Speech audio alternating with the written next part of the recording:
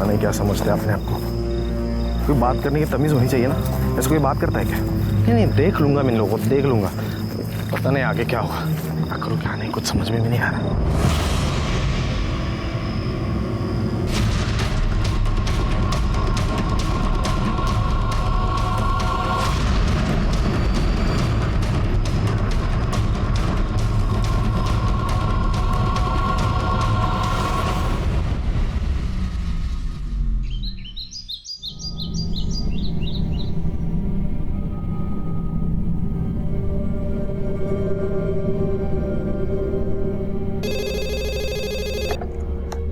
नमस्कार, Chandrapur police station. क्या? कहाँ पे? मुझे एड्रेस बताओ।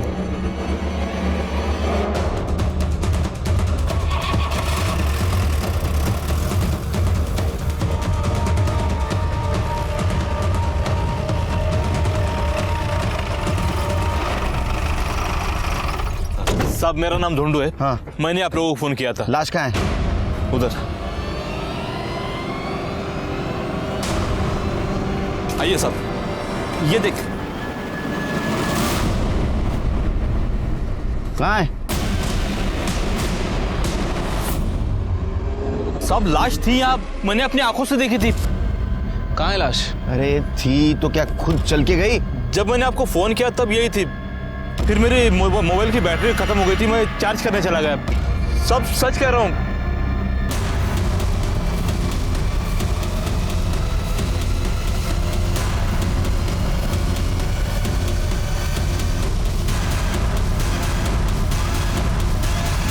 छिड़के जितना खून बहा है उस हिसाब से आदमी का जिंदा रहना मुश्किल है। मतलब लाश यहाँ थी, फिर गई कहाँ? सर, हो सकता है कि जिसने मर्डर किया हो उसी ने बॉडी को गायब किया हो। डोनू, ये जो जिसकी बॉडी थी, इसकी शक्ल वकल हुलिया वगैरह कुछ याद है? सब जैसे कपड़े पहने थे, गांव का नहीं शहर का लग रहा था। गांव में वैसे भी हम सब एक दूसरे को पहचानते हैं। 25-30 साल का हट्टा कट्टा लड़का था। तब भी शिरके इसका फोन आने के बाद तुरंत हम यहाँ आ गए और बॉडी गायब हो गई। इसका मतलब बॉडी गायब करने वाला और बॉडी इधर ही किधर आसपास रहेगा। पूरा एरिया सील कर दो, छान मारो एरिया, अपने खबरियों को काम पे लगा दो। तो बॉडी मिलना बहुत जरूरी है शिरके।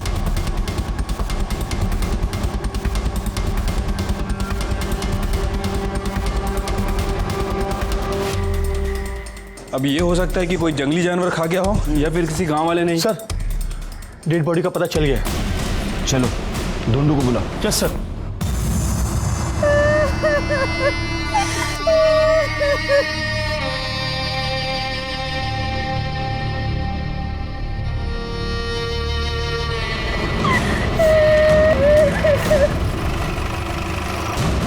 सब यही वो बॉडी है जिसके बारे में सुबह मैंने बताया था आपको।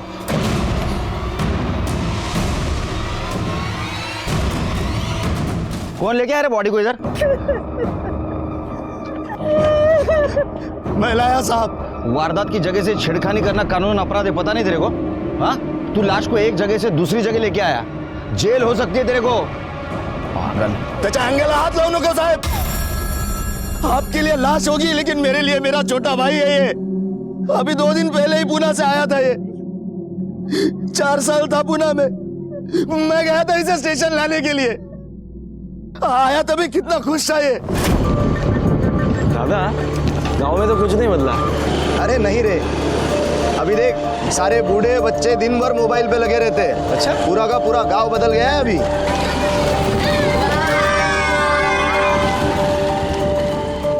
पहचानता है ना इसको?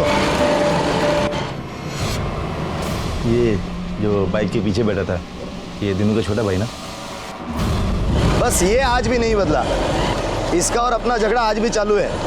अभी पिछले महीने में इससे मेरा झगड़ा हुआ था। वो तो बाबा बीच में आ गए, वरना बहुत मारता मैं इसे।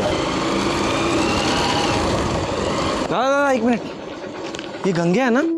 हाँ वही गंगिया, पगली का भाई। जब से उस पगली ने कुएं में कूदकर जान दी है, बहुत अकेला हो गया बेचारा। छोड़ जाने दे, चल। दादा, मुझे मिलना है उससे। गंगा,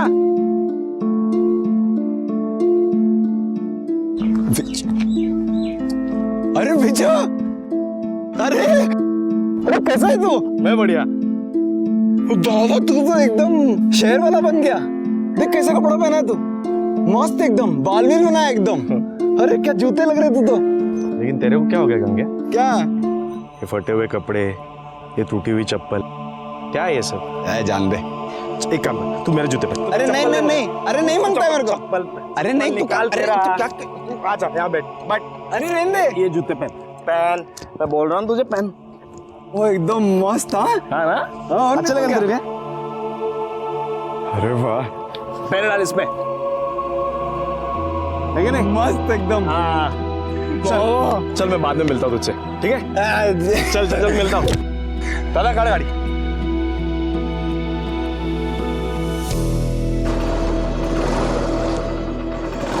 दादा अभी तो बताओ क्यों बुलाया मुझे? अरे तो आज तर चल, सब बताता हूँ क्यों बुलाया है। दादा घर तो बहुत बढ़िया बनाया आपने। हाँ सब अकेले ने बनाए, दिन रात मेहनत करके घर बनाया है। सोचा था दोनों भाई मिलकर घर बनाएंगे, पर कोई नहीं, तू भी तो वहाँ काम ही तो कर रहा था। चल अरे आई।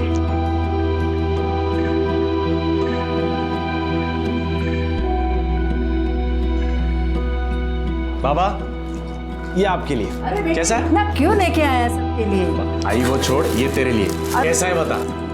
छान आहे हा? कोई नहीं, ए तुमच्यासाठी। अरे इसकी क्या जरूरत थी? नहीं नहीं जरूरत है। अरे कौन कहता रे विजू शहर जाके सबको भूल गया? देखो तो सबके लिए कुछ ना कुछ लेके आया है वो। मंजरी दाई के लिए भी साड़ी लेके आया हूँ, जब मिलने जाऊंगा ना तब दे दूंगा।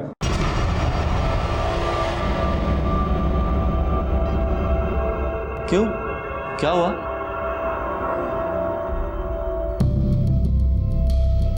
अरे मंजरी दाई यहीं पे है, आप लोगों ने मुझे बताया नहीं। मंजरी दाई, ये साड़ी तेरे लिए। क्यों, क्या हुआ? सब ठीक तो है ना? ठीक नहीं है, ठीक करना पड़ेगा, इसीलिए तुझे यहाँ बुलाया है। मतलब आखिर हुआ क्या है? कोई प्रॉब्लम है क्या? बेटा तुझे तो पता है इसकी शादी में दहेज के 5 लाख रुपए देने थे। 3 लाख हमने दे दिए, 2 लाख देने बाकी थे। अब इसके ससुराल वालों ने बोला है कि 2 लाख रुपए दे दो, वरना तब तक इसको यहीं अपने ही घर में रहने दो। ये गया था बात करने के लिए, लेकिन तू जाता है इसका गुस्सा बात बनाने के बजाय बिगाड़ के आ गया। अब तुम ही कुछ कर लो। बाबा आप चिंता मत करो, मेरे पास अभी 50,000 है, मैं कल जाके उनको दे दूंगा और बात कर लूंगा। नहीं विजू बेटा, बात पैसे की नहीं है, वो तो हम भी कुछ ना कुछ कर लेंगे। इसके गर्म खोपड़ी से जो बात बिगड़ गई है ना, उसे जाके संभाल के आ। देख तू शांत है, पढ़ा लिखा है, तू समझदारी से बात करेगा तो वो लोग समझ जाएंगे, मान जाएंगे वो लोग। ठीक है बाबा, आप टेंशन मत लो, मैं कल जाके बात कर लूंगा। ताई तू काळजी करू नकोस, मी आहे ना? सारी गलती मेरी है, मैंने इसे भेजना नहीं चाहा था उनके पास। ये बात करने गया था साहब उनसे। मारा क्यों मेरे भाई को? क्यों मारा मेरे भाई को? ये देखो, तुम्हारे भाई को किसने मारा ये पता करना पुलिस का काम है, और जिसने भी विजू को मारा होगा उसको सजा जरूर होगी। अभी हमको बॉडी को पोस्टमार्टम के लिए ले जाने दो। एम्बुलेंस से बोलो। ओ साहेब, विजू का शरीर यहाँ से कहीं नहीं जाएगा। मुझे इसकी मौत के मुआवजे का पूरा 5 लाख रुपए मिलना चाहिए, उसके बाद ही ये शरीर यहाँ से हिलेगा। देखो साबित होने नहीं होने से मुझे कोई फर्क नहीं पड़ता, मुझे बस मुआवजे की रकम चाहिए। पागल हो गया क्या? देख ऐसा कोई कानून नहीं है जिसमें। ओ साहब, मैले कानून नका सीखू, आपको पता नहीं है ना तो जाओ पता करके आओ। 1959 में भी ऐसा ही केस हुआ था जहां मेरे दादाजी पर मर्डर केस लगा था। तभी इसी पंचायत ने मेरे दादाजी को मरने वाले के घर वालों को 500 रुपए मुआवजा देने के लिए मजबूर किया था। आपको झूठ लगता है? यकीन नहीं होता मेरी बात पर? मुखिया जी यहीं पर खड़े, पूछ लीजिए उन्हीं से। अब इस मामले में मैं आपकी कोई मदद नहीं कर सकता। दीनू बराबर बोल रहा है, वो मुआवजा मिलने के बाद ही अंतिम संस्कार हो पाएगा।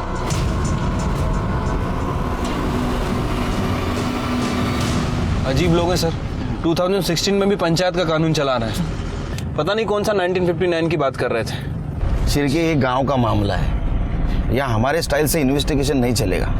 मैं काम करता हूँ, इस केस के रिगार्डिंग डीएसपी साहब से बात करता हूँ, कानूनी सलाह भी लेनी पड़ेगी। तब तक तुम एक काम करो, ये विजू का कॉल रिकॉर्ड चेक करो और मंजरी के ससुराल वालों से भी पूछताछ करो। शायद विजू के मर्डर में उनका भी हाथ हो सकता है। ठीक है सर। 1959 में भी इसी गांव का केस था, जिसमें दलाराम वर्सेस स्टेट में दलाराम को विक्टिम के फैमिली को 500 रुपया मुआवजा देना पंचायत ने तय किया था, जिसे कोर्ट ने भी मान लिया था और उसी के बाद अंतिम संस्कार हो पाए थे। ये केस भी सेम है, तो आपको लॉ के हिसाब से ही चलना पड़ेगा और मुआवजा सिर्फ विक्टिम के फैमिली के कहने से नहीं दिया जा सकता। उसमें सबसे जरूरी बात यह है कि मंजरी के ससुराल वालों पर यह मर्डर का चार्ज साबित होना चाहिए।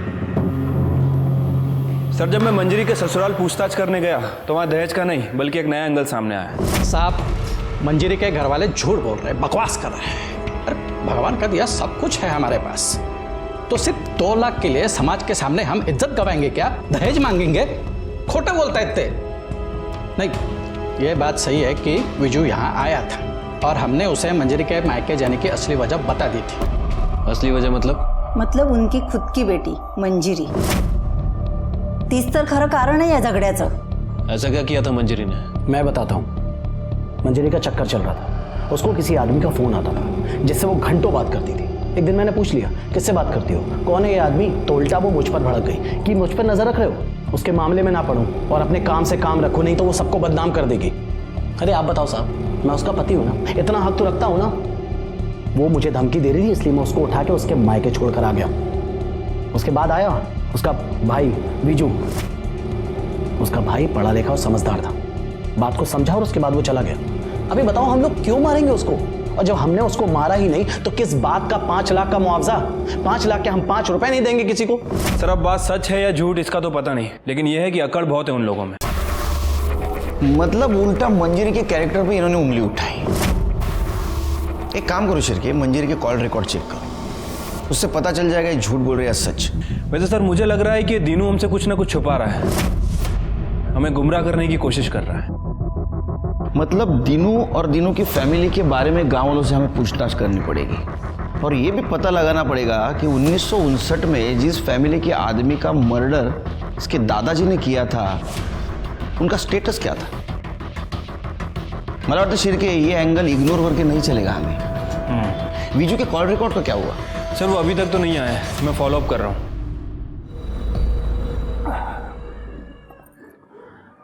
देखिए साहब, बिना मुआवजा दिए तो अंतिम संस्कार नहीं होगा, क्योंकि 1959 में ये दीनू के दादा ने भी लालजी राव के मर्डर का मुआवजा दिया था, तभी अंतिम संस्कार हुआ था। ये लालजी राव की फैमिली गांव में रहती है अभी भी?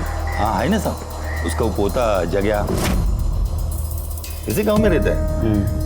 अब इतने साल बीत गए साहब, मगर दोनों परिवार में आज भी नहीं बनती है, एक दूसरे को मारने के लिए तैयार ही रहते हैं।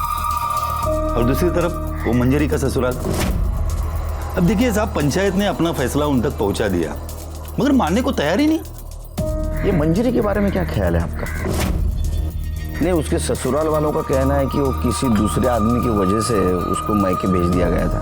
नहीं साहब, मुझे नहीं लगता मंजरी का कुछ ऐसा वैसा चक्कर होगा। साहब अपने गांव की बेटी है, हमने बचपन से देखा है उसे। एक गांव छोटा है साहब, एक दूसरे की खबर रहती है। अगर ऐसा कुछ होता तो मुझे तो जरूर सुनाई देता।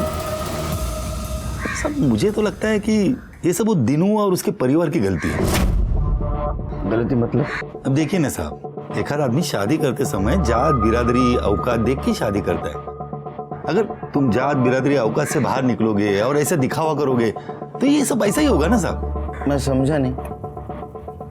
मतलब साहब, मतलब मैंने सुना है ऐसा कि लड़के वालों ने अपने औकात के हिसाब से 5 लाख रुपए मांगे थे इनके पास, मगर ये आज तक दे नहीं पाए, इसलिए मंजूरी को उसने मायके लाके छोड़ दिया। अरे खोटा बोलो, नाले जाए, झूठ बोले वो लोग।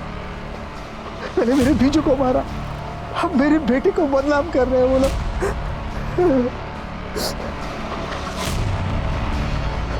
लेकिन मैं छोड़ूंगा नहीं उनको। मेरे बीजू को मारा है ना उन्होंने, मैं मुआवजा लेके रहूंगा, जैसे मेरे बाबा के पास से लिया था। तुम्हारे पिताजी ने जग्या के फैमिली को मुआवजा दिया था, लेकिन फिर भी तुम्हारी दुश्मनी खत्म नहीं हुई। तुम्हें ऐसा नहीं लगता कि जग्या ने बदले की भावना से उसे मारा होगा? उस पर शक नहीं होता तुम्हें? नहीं, क्योंकि लालजी राव के परिवार में कोई बचा ही नहीं है। हाँ, एक लंगड़िया बचा है, उसकी हिम्मत नहीं मेरे परिवार की तरफ आंख उठा के देखे। तुमने बॉडी के घाव को नहीं देखा, जिस तरह से मारा है ना, ऐसा लगता है दुश्मनी निकाली। ये जग्या रहता कहाँ है?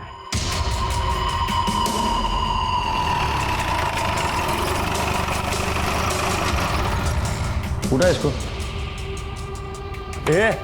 चलो उठ रे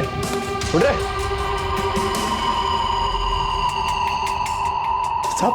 आप क्या हुआ साहब? पार्टी हुई कल रात यहाँ। किस खुशी में?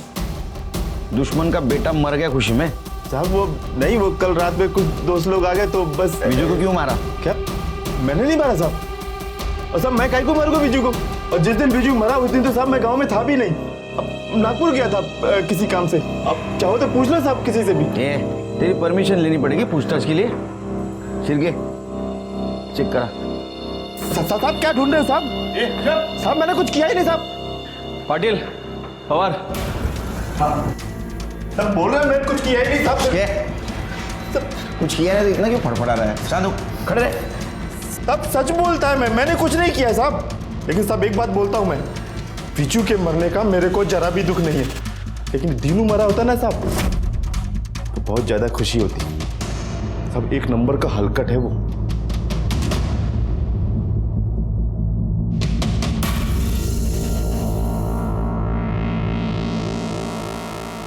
सर कुछ नहीं मिला। शिरके इसके नागपुर के डिटेल्स चेक करो और इसका बयान क्रॉस वेरीफाई करो। गांव से बाहर नहीं जाने का? नहीं जाएगा साहब। मैं काहे को जाएगा?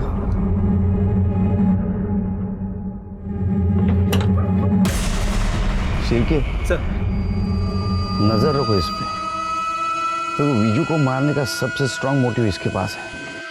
इसके कॉल रिकॉर्ड और मोबाइल लोकेशन चेक करो। शिरके बॉडी की हालत खराब होने से पहले कुछ करना पड़ेगा हमको। लेकिन सर हम क्या कर सकते हैं? 24 घंटे कोई ना कोई आदमी बॉडी के पास रहता ही है। ऐसी हालत में पोस्टमार्टम भी नहीं करवा सकते। अपना एक्सपीरियंस तो यूज कर सकते हैं।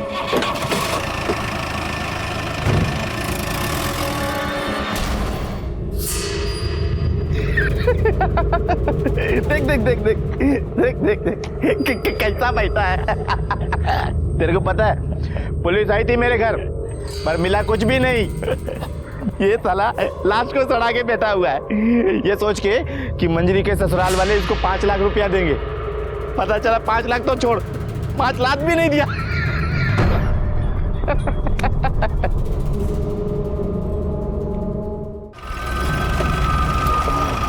निकालो गाड़ी आगे इधर लगा लो। आगे लो आगे लो। चलो चलो चलो। गुड गुड निकालो चलो निकालो। उतरो। ये काय करून राहिले साहब? मैंने आपको बोला ना मुआवजे के पहले मैं। तेरे को मुआवजा मिलेगा। ये बर्फ इसलिए लाया है ताकि बॉडी सड़ ना जाए।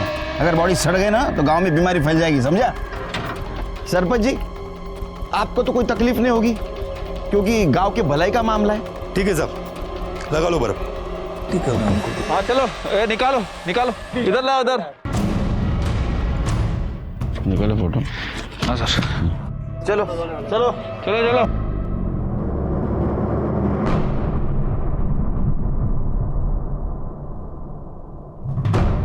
सर शिरके ये घाव देख के लगता है कोयते से मारा है और जिस फोर्स से मारा है लगता है बदला लिया है। हो सकता है सर। वैसे इस तरह के हथियार लोग गांव में अक्सर यूज करते हैं, जो खेतों में काम भी आते हैं और जरूरत पड़ने पर हथियार भी बन सकते हैं। नहीं तो मुझे क्या लगता है शिरके, एक काम करना पड़ेगा। Sir sugar. अरे रहने दे यार, एनर्जी आती है। हाँ तुम क्या बोल रहे थे?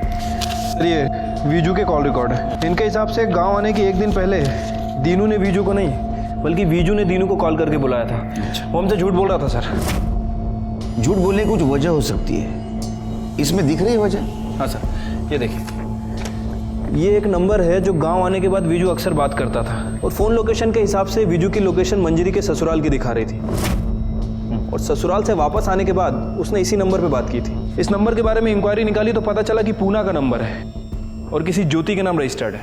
एक और बात सर, ससुराल से वापस आते वक्त उसका फ़ोन रात 8 बजे से सुबह के 5 बजे तक इसी लोकेशन पर था और इसी लोकेशन पे उसका फ़ोन स्विच ऑफ भी हुआ। यानी बैटरी भी तो डाउन हो सकती है। शिरके, दिनू के मुताबिक दोनों भाइयों में बहुत प्यार था। विजू पुणे में रहने के बावजूद भी फैमिली से बहुत अटैच था, लेकिन कॉल रिकॉर्ड में ऐसा कहीं भी नहीं दिख रहा है, क्योंकि बहुत कम बार उसने अपने फैमिली वालों से या दिनू से बात की। लेकिन पुणे के इस नंबर से उसने रोज बात की। पुणे जाने की तैयारी करो शिरके, ये कॉल रिकॉर्ड का चक्कर पुणे में सॉल्व होगा।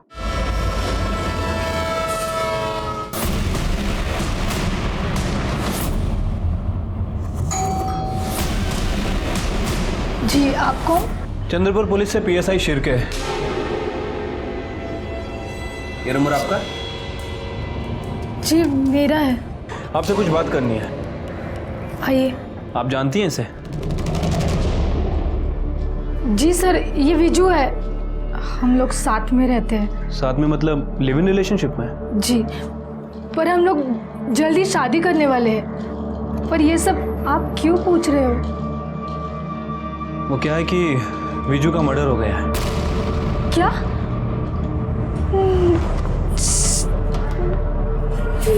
ये कैसे हो सकता है सर?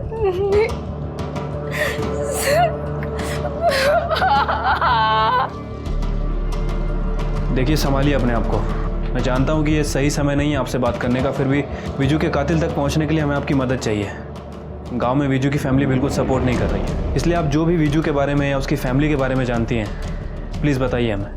सर, विजू 4 साल पहले पुणे में आया था। एक टूर्स एंड ट्रैवल्स कंपनी में हमारी मुलाकात हुई। वहाँ पे मैं काम करती थी। हमारा मिलना जुलना बड़ा प्यार हो गया।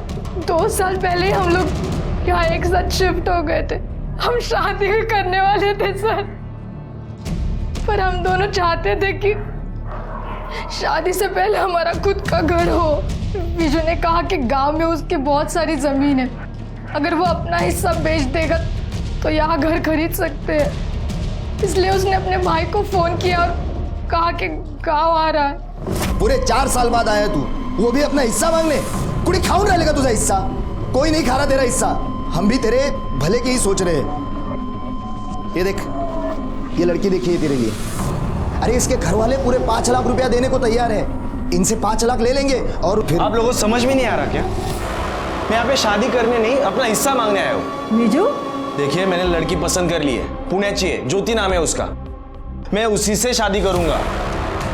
आप लोगों से अपना हिस्सा लूंगा और वहां पे अपना खुद का घर बांधूंगा। मुझे आप लोगों से और कुछ नहीं चाहिए। हमें भी कुछ नहीं चाहिए तुझसे, समझा ना?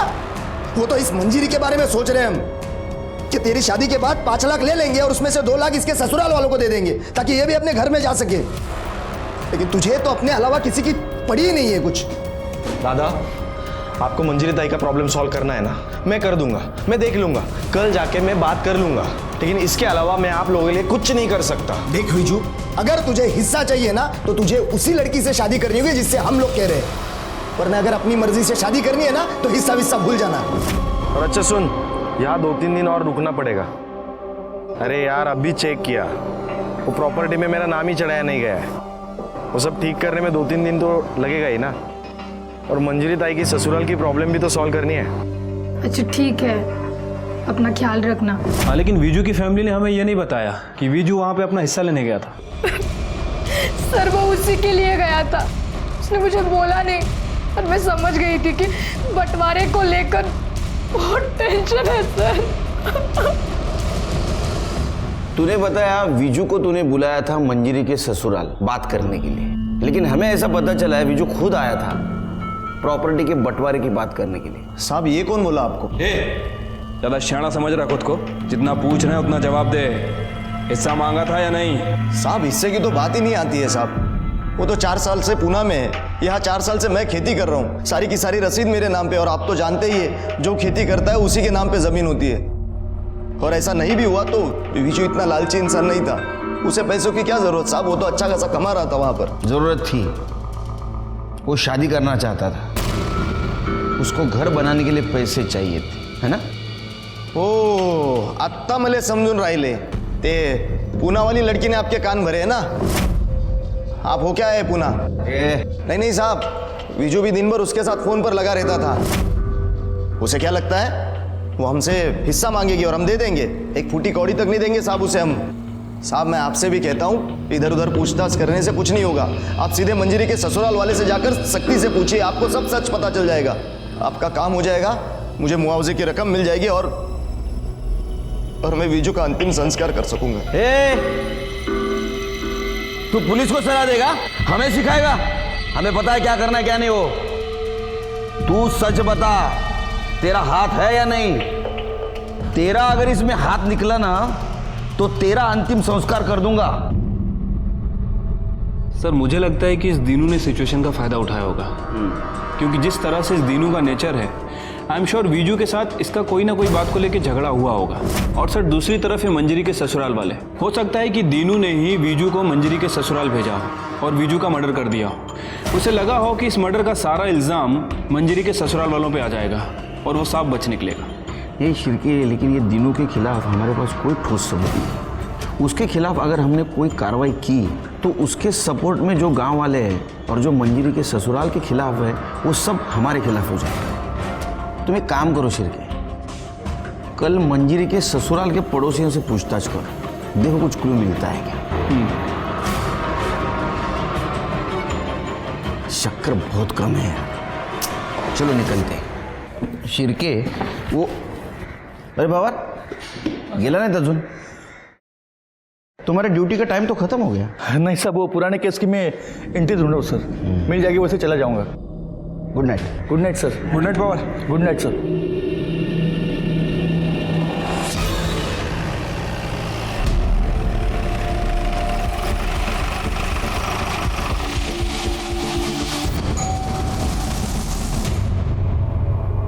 एक मिनट बाहर आएंगे, आपसे कुछ बात करनी है। जी। आपके पड़ोसियों के बारे में कुछ पूछताछ करनी है। ये जो मंजरी और सुशील हैं, इन दोनों के बीच कुछ अनबन चल रही थी क्या? सर सुशील की शादी के बाद से ही परेशानी चल रही थी। वैसे बहुत बदतमीज लोग हैं सर, पैसे का बहुत घमंड है उनको। इंसान को इंसान नहीं कहते सर। अच्छा, ये मंजरी का जो भाई है विजू, ये आया था यहाँ पे, देखा था क्या आपने? हाँ साहब, विजू यहाँ आया था, उसके साथ भी उन्होंने वैसे ही बदतमीजी किया। तो विजू सुन के क्यों लेगा साहब, वो तो बहुत पढ़ा लिखा था।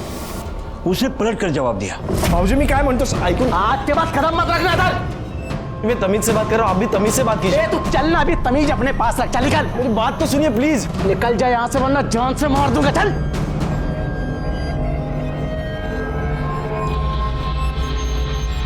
चल लिख के गए। चल चल।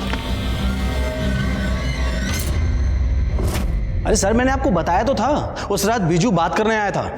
नहीं, लेकिन तूने ये नहीं बताया कि उसके बाद का जवाब तूने उसको जान से मारने की धमकी से दिया था। क्या झगड़ा था उसके साथ, सच बता, वरना घमंड तोड़ना अच्छी तरह से आता है हमें। शिरके सर उस रात बिजू आया था और मैंने उसको बताया कि बिजू, मुझे पूरा यकीन है कि तुम्हारी बहन का चक्कर चल रहा है। मैं तुम्हें कॉल रिकॉर्ड्स भी दिखा सकता था, लेकिन वो इतनी शानी है ना कि साथ के साथ वो डिलीट कर देती है। मैं गलत हो सकता हूं, लेकिन पूरा घर गलत नहीं होगा। देखिए, आप कुछ अलग कह रहे हो, मेरी फैमिली कुछ अलग कह रही है। वो लोग कह रहे हैं कि दहेज के बचे 2 लाख के लिए आप मंजरी को परेशान कर रहे थे। घर वालों की कहानी इतनी सुननी है ना तो एक बार पहले अपने बहन से पूछ लेता। न जाने कहां कहां मुंह मार के आती है। 2 लाख क्या 2 करोड़ भी दोगे ना तो उस जैसी को हम अपने घर में नहीं रखेंगे, समझ ला। अभी यहाँ से निकल और दोबारा मत दिखना। देखिए, आपको जो कहना है मुझे कहिए, मेरे बहन के बारे में प्लीज तमीज से बात कीजिए। तुझसे बात कौन करना चाहता है? दादा बात सुनो। भाऊजी निकलता भाऊजी मी काय म्हणतो ऐकून, आज के बाद कदम मत रखना इधर। निकल जाए यहाँ से वरना जान से मार दूंगा। चल। उसके बाद वो वहां से चला गया सर, हम सच बोल रहे हैं। और हमने उसको नहीं मारा सर, हमें उसको मार के क्या फायदा। सर मुझे तो लगता है कि ये सब वो दिनों ने किया है। बहुत मक्कार इंसान है सर, किसी का सगा नहीं है वो। मंजरी के ससुराल वालों के पड़ोसियों ने हमें जो इन्फॉर्मेशन दी उसके मुताबिक हमने मंजरी के पति और देवर को इंट्रोगेट किया, लेकिन हमें उन्हें छोड़ना पड़ा क्योंकि उनके खिलाफ हमारे पास कोई सबूत नहीं था और हमारा केस फिर से वहीं आके रुक गया। और इधर विजू की बॉडी की हालत दिन ब दिन खराब होते जा रही थी। जैसे ये बात मीडिया को पता चली, ये केस लाइमलाइट में आ गया और हमारी मुश्किलें कम होने के बजाय बढ़ गई। आज पूरे 6 दिन हो चुके लाश को यहाँ रखे हुए। लाश काफी हद तक सड़ चुकी है। बावजूद इसके पुलिस इस मामले को हल करने में नाकाम रही है। फिलहाल कहा नहीं जा सकता कि ये तमाशा और कितने दिन चलेगा। मैं चंद्रपुर से रिपोर्टर नीतू, कैमरामैन अखिल के साथ धन्यवाद। अरे तूच समजून घेत नाहीस मला, तर बाकीचे काय समजून घेणार? अरे तू देख रही है ना कितना टेंशन है, हाँ न्यूज़ देख रही है ना, मीडिया वाले कितने पीछे लगे हमारे। अरे हाँ बाबा, पहुंच रहा हूँ आधे घंटे में घर में। स्लो कर स्लो कर स्लो कर।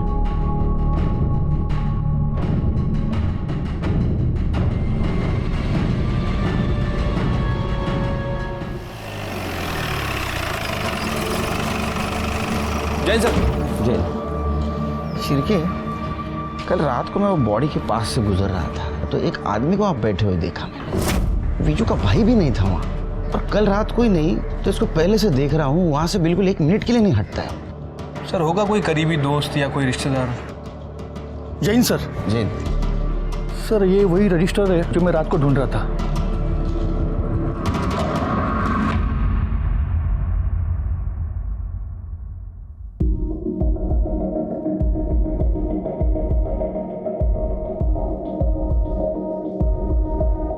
आलोक, पवार, इन दोनों केस का आपस में क्या संबंध है? सर, जो आदमी 6 दिन से बिजू की डेड बॉडी के पास बैठा है, उसकी बहन मुक्ता की FIR कॉपी है।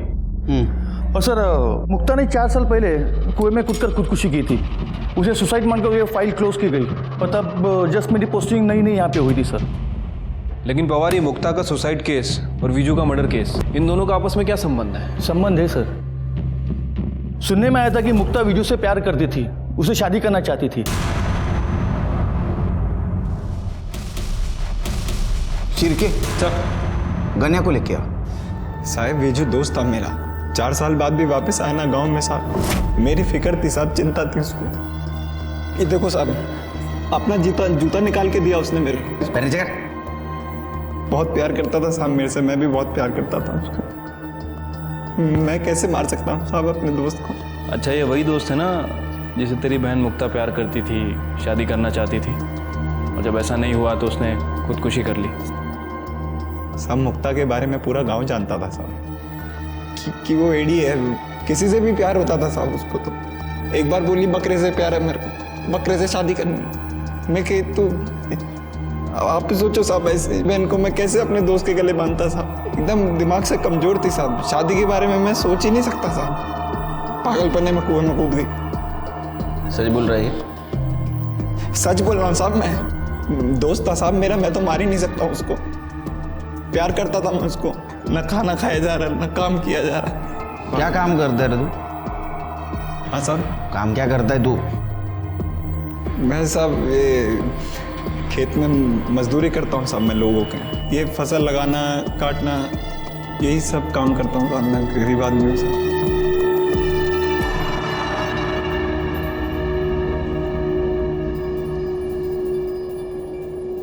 शिरके, विजू को मार के मंजरी के ससुराल वालों को कोई फायदा नहीं था।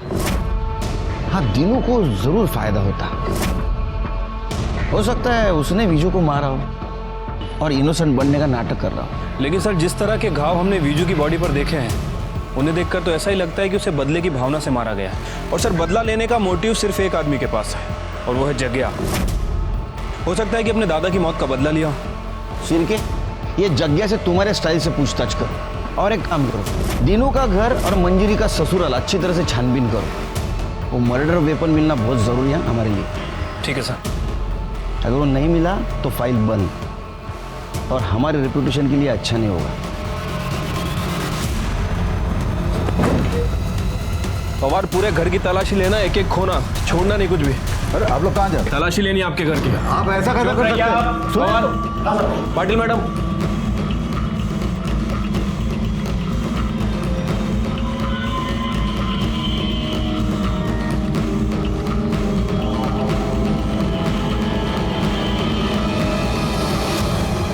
भाई शपथ साहब, हमने नहीं मारा विजू को साहब। बोल रहा है, झूठ बोल रहा है साहब। अब कहीं को झूठ बोलेगा साहब? वो दिन हम लोग नागपुर गए थे, कैसे कैसे मारेंगे साहब हम उसको? अगर पता चला ना कि तुम तीनों झूठ बोल रहे हो, खैर नहीं है तुम तीनों की।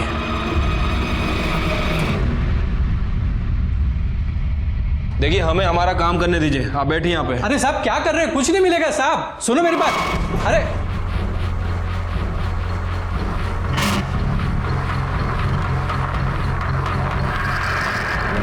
और कुछ मिला? नहीं साहब, कुछ नहीं मिला।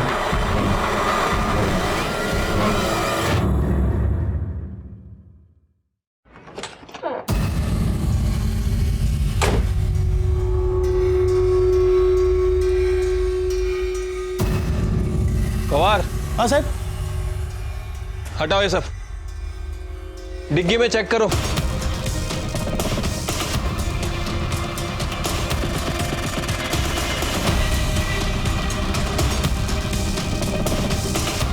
कुछ मिला? नहीं साहब, गाड़ी में कुछ नहीं मिला।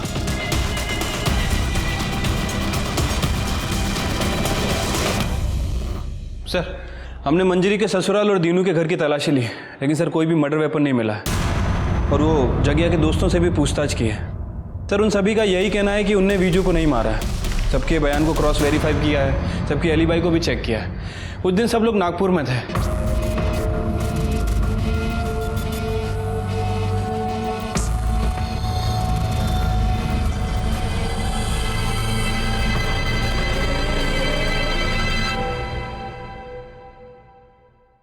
शिरके, इसके घर की तलाशी लो।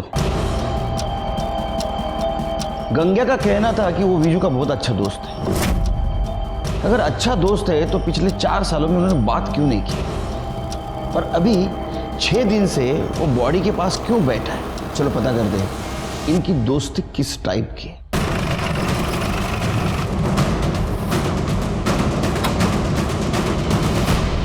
शिरके, घर का हर कोना छान मारो। पवार उधर जाओ।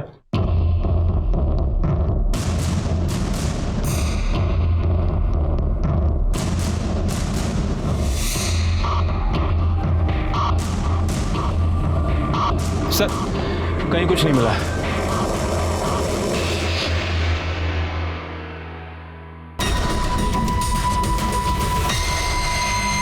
अरे नमक ठीक से डालो, नहीं तो चींटियां लग जाएंगी।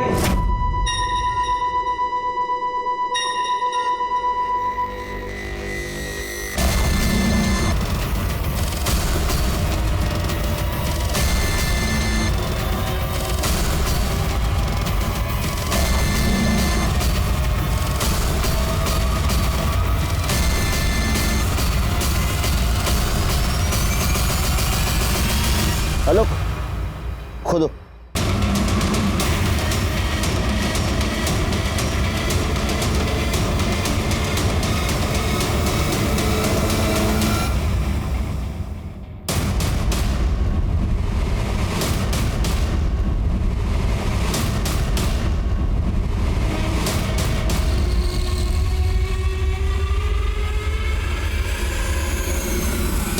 मैंने क्या बोला था शिरकी? इस दोस्ती में कुछ झोल है। अरेस्ट करो इसको। उठाओ। चल चल चल चल, चल।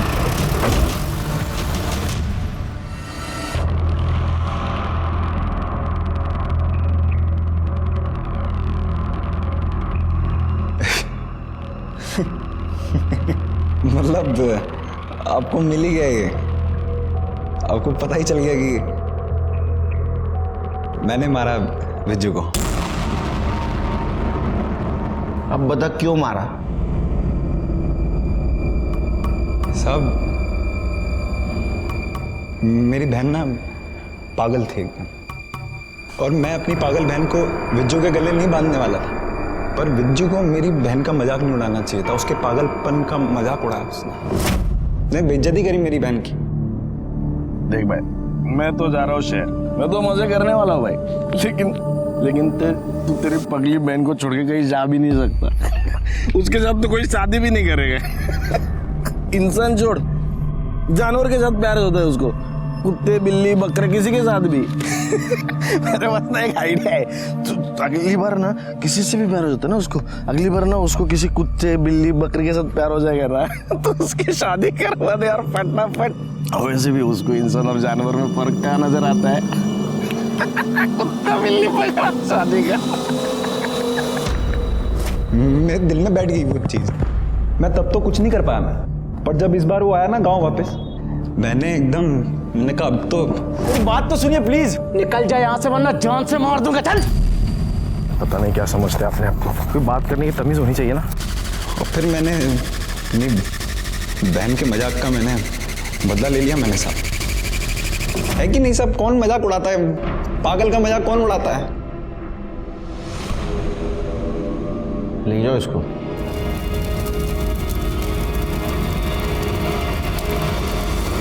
एक चींटी हाथी को भी नचा सकती है, कहावत तो सुनी होगी आपने। हमारे इस केस में इन चींटियों के सहारे हम कातिल तक पहुंच सके। ये केस कॉम्प्लिकेटेड इसलिए था कि कातिल हमेशा हमारे नाक के नीचे था, लेकिन उसे हम पहचान नहीं पा रहे थे। ना तो खुद को छिपाने की कोशिश कर रहा था, ना तो भागने की।